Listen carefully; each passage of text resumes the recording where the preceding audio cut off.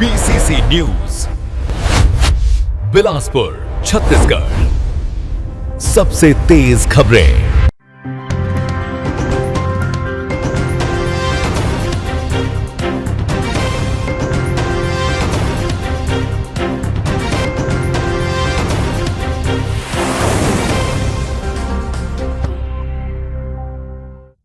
नमस्कार, आप देख रहे हैं बीसीसी न्यूज। मैं हूं रमा धीमान। आइए बुलेटिन की शुरुआत करें, लेकिन उससे पहले हेडलाइंस।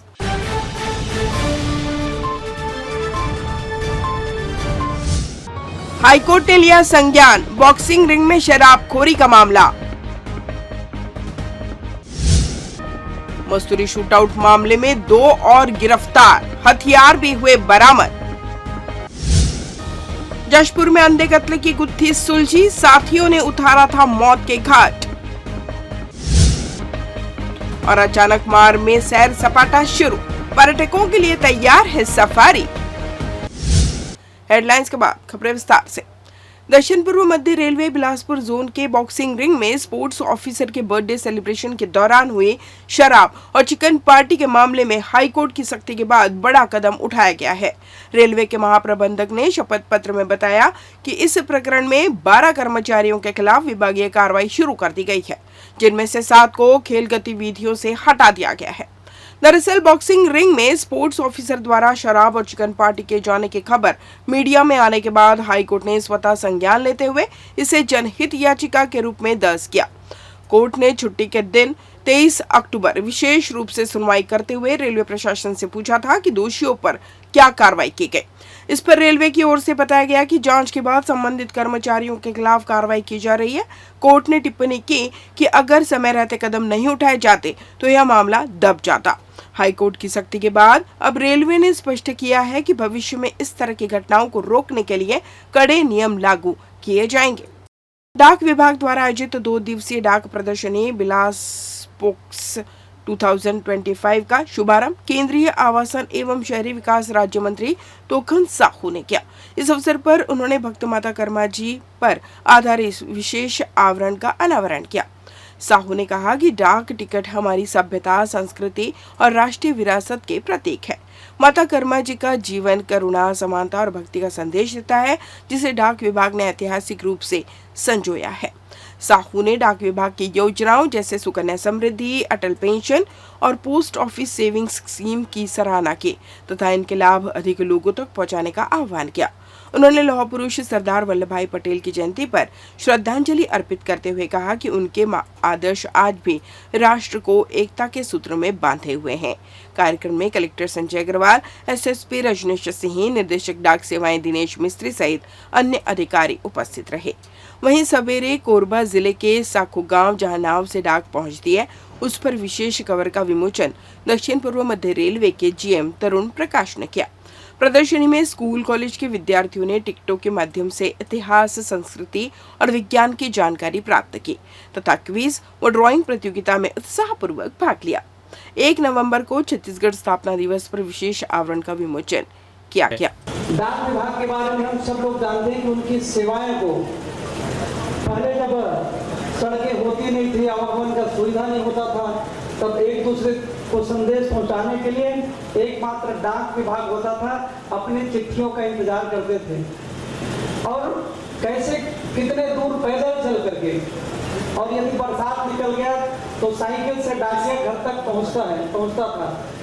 अब सड़कें बन गई, सुविधाएं बढ़ गई, तो अब थोड़ा से आसानी हो गया है। लेकिन कठिन से कठिन परिस्थितियों में भी डाक विभाग के द्वारा अपनी सेवाएं को बहुत ईमानदारी के साथ करने वाले हमारे डाक विभाग के सभी अधिकारी के प्रति मनुष्यों के बारे में, जो हमारे महापुरुष हैं उनके बारे में, बल्कि अलग अलग फील्ड के लोगों के बारे में बहुत ही सुंदर प्रस्तुति, बहुत ही सुंदर प्रदर्शन आज यहाँ पे ये आयोजित है। बल्कि हमारे प्रकृति ने हमको जो भी चीजें दी हुई है, चाहे सड़कों के बारे में हो, चाहे बटरफ्लाई के बारे में हो, या हमारे जो प्राकृतिक धरोहर है उनके बारे में है, हमारे वास्तुकला उनके बारे में है, सभी चीजों के बारे में बहुत ही अच्छे स्टेप्स जो है भारत सरकार ने सिम्स हॉस्पिटल प्रबंधन को बड़ी राहत मिली है, जहां एनएमसी यानी राष्ट्रीय आयुर्विज्ञान आयोग नई दिल्ली ने छत्तीसगढ़ आयुर्विज्ञान संस्थान बिलासपुर को शैक्षणिक सत्र 2025-26 के लिए 7 विषयों में पीजी सीटों की स्वीकृति प्रदान की। इस स्वीकृति के बाद संस्थान की कुल पीजी सीटें 68 से बढ़कर अब 89 हो गई है। बताया जा रहा है कि यह स्वीकृति संस्थान के इंफ्रास्ट्रक्चर, मानव संसाधन, शिक्षण संकाय और अस्पताल सेवाओं के विस्तृत मूल्यांकन के बाद प्रदान की गई है। डॉक्टरों ने यह बात की सिम्स परिवार के लिए एक बड़ी उपलब्धि है। नई सीटों की स्वीकृति से प्रदेश के विद्यार्थियों को उच्च चिकित्सा शिक्षा के अधिक अवसर प्राप्त होंगे। यह सफलता सभी विभागों के सामूहिक प्रयास का परिणाम है। इस मामले में चिकित्सा अधीक्षक डॉक्टर लखन सिंह ने कहा कि पीजी सीटों में वृद्धि से अस्पताल के शिक्षण और चिकित्सा सेवाएं और अधिक सशक्त होंगी।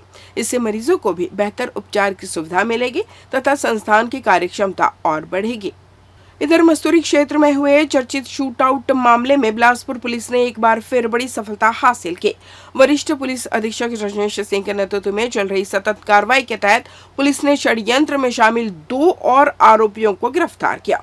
इस मामले में अब तक कुल 9 आरोपी पुलिस की गिरफ्त में आ चुके हैं। थाना मस्तूरी में दर्ज अपराध के तहत पुलिस ने आरोपियों के विरुद्ध कार्रवाई की है, जहां पुलिस ने मोहतरा निवासी देवेश सुमन उर्फ निक्कू सुमन और शिव विहार निवासी अकबर खान को गिरफ्तार कर लिया।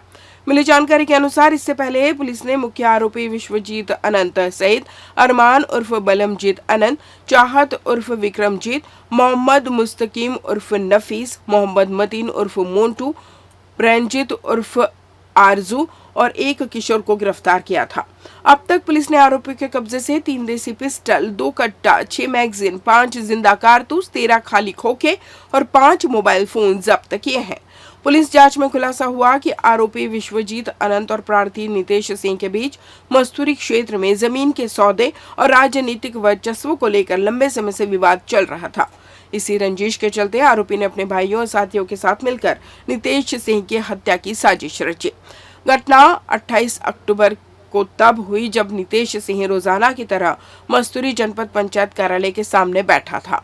2 मोटरसाइकिलों में सवार नकाबपोश हमलावरों ने वहां पहुंचकर अंधाधुंध फायरिंग की, जिससे नितेश सिंह के साथी राजू सिंह और चंद्रकांत सिंह गंभीर रूप से घायल हो गए। लेते हैं छोटा सा break. BCC news Bilaspur Chhattisgarh, सबसे तेज खबरें।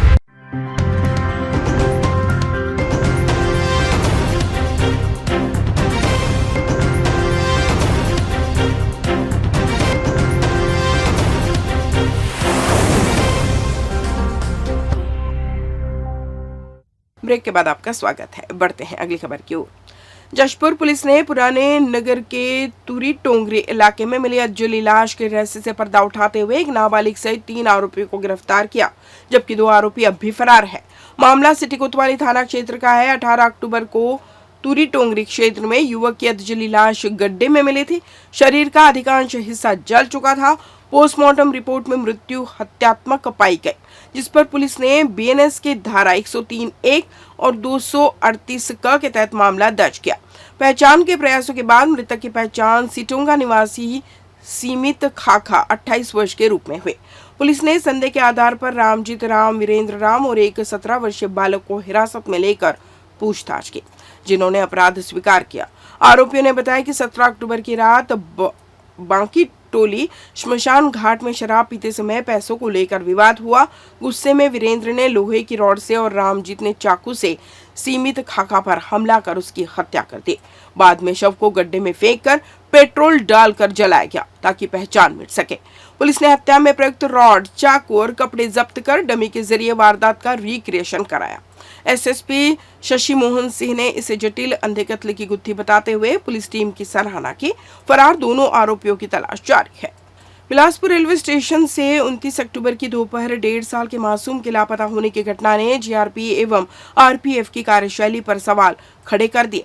मध्य प्रदेश के दमोह सागर निवासी पीड़ित दंपति का बच्चा स्टेशन के प्लेटफॉर्म नंबर 1 से एक अज्ञात महिला उठा ले गई थी। परिवार ने तत्काल जीआरपी से शिकायत की, लेकिन 3 दिन तक पुलिस ने कोई कार्रवाई नहीं की। थक हार कर पीड़ित परिवार केंद्रीय राज्य मंत्री तोखन साहू तक पहुंचा और पूरी घटना बताई। मंत्री के हस्तक्षेप के बाद जीआरपी को तत्काल संज्ञान लेने के निर्देश दिए गए। इसके बाद 31 अक्टूबर की शाम जीआरपी ने अज्ञात महिला के खिलाफ अपहरण का मामला दर्ज किया। सीसीटीवी फुटेज में महिला बच्चे को गोद में लेकर प्लेटफॉर्म से बाहर जाती दिखाई दी है। जीआरपी ने आसपास के बस स्टैंड, रेलवे ट्रैक और शहर के इलाकों में तलाशी शुरू कर दी। स्टेशन से बच्चे को उठाने वाली महिला की पहचान के प्रयास जारी है। मीडिया को जानकारी देते हुए पीड़ित परिवार ने कहा कि यदि समय पर जीआरपी पुलिस सुन लेती तो बच्चा शायद अब तक मिल जाता। अब अपहरण का मामला दर्ज होने के बाद जीआरपी बच्चे की तलाश में जुटी हुई है, लेकिन घटना ने सुरक्षा और पुलिस संवेदनशीलता दोनों पर गंभीर सवाल खड़े कर दिए हैं। 11:06 में प्लेटफॉर्म पे आई। उसके बाद आने के बाद मैं सो गई। अब कोई लेडीज आके कितना बजे उठा ली गई? 12:26 पे वो लेडीज आई, ये 4 नंबर प्लेटफॉर्म से उधरी से चढ़ी है, उधरी से उतर के गई और ट्रेन में पहले खाली आई थी। उसके बाद में बच्चा को पकड़ी है और लेके गई। पहचानते हो महिला को? नहीं पहचानती। कब की घटना है, कब हुआ ये? परसों आए थे आप? हाँ। क्या बोले? यहाँ आए तो यहाँ आए तो वो लोग बोले कि इधर नहीं होगा, इधर नहीं होगा, तुरंत थाना जाओ, फिर ये थाना जाओ, उधर से नहीं हुआ। फिर कल हम वो मुख्यमंत्री के भी पास में गए थे। दमोह सागर के रहने वाले हैं, दमोह। अरे यहाँ से आई थी तो झगड़ा करके आई थी, यहाँ पे सो गई और एक लेडीज आई तो बच्चे उठा के ले गई। बस।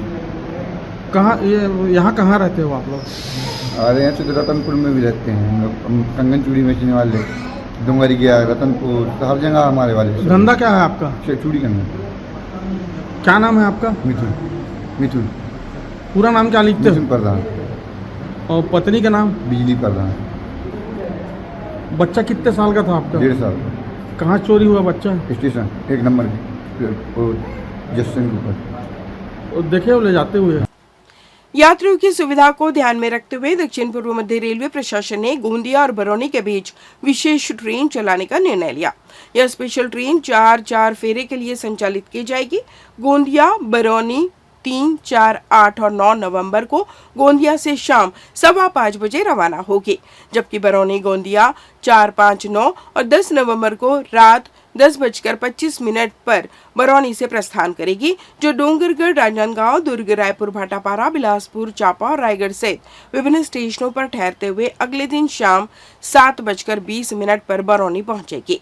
वहीं वापसी मार्ग में बरौनी से चलकर रायगढ़, चांपा, बिलासपुर, रायपुर, दुर्ग और डोंगरगढ़ होते हुए तीसरे दिन सुबह 2:20 पर गोंदिया पहुंचेगी। इस ट्रेन में यात्रियों की सुविधा के लिए कुल 20 कोच लगाए गए हैं, जिनमें 2 SLRD, 5 सामान्य, 10 स्लीपर, 2 AC 3 टियर और 1 AC 2 टियर कोच शामिल है। रेलवे प्रशासन ने बताया कि सभी श्रेणियों में पर्याप्त सीटें उपलब्ध है।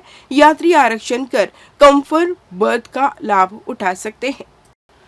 छत्तीसगढ़ का सबसे प्रसिद्ध वन्य जीव अभयारण्य अचानक मार टाइगर रिजर्व 1 नवंबर से पर्यटकों के लिए खुल चुका है। बरसात के बाद बंद रहे यह रिजर्व अब नए रूप में पर्यटन का स्वागत करने को तैयार है। इसी सीजन की सबसे बड़ी चर्चा का विषय बनी है टाइगर झुमरी और उसके नन्हे शावक, जिन्हें देखने के लिए बड़ी संख्या में पर्यटक पहले ही अपनी बुकिंग करा चुके हैं। आपको बता दें कि सफारी के लिए 3 पहलियों का समय दिया गया, जो सुबह 6 से 9 बजे तक, फिर 10:30 बजे से 1:30 बजे तक और दोपहर 3 बजे से शाम 6 बजे तक रखा गया है। आपको बता दें कि अचानक मार्ग रिजर्व बिलासपुर से लगभग 55 किलोमीटर की दूरी पर स्थित है। इस बुलेटिन में बस इतना ही। अगले बुलेटिन में आपसे होगी फिर मुलाकात, तब तक मुझे दीजिए विदा। नमस्कार।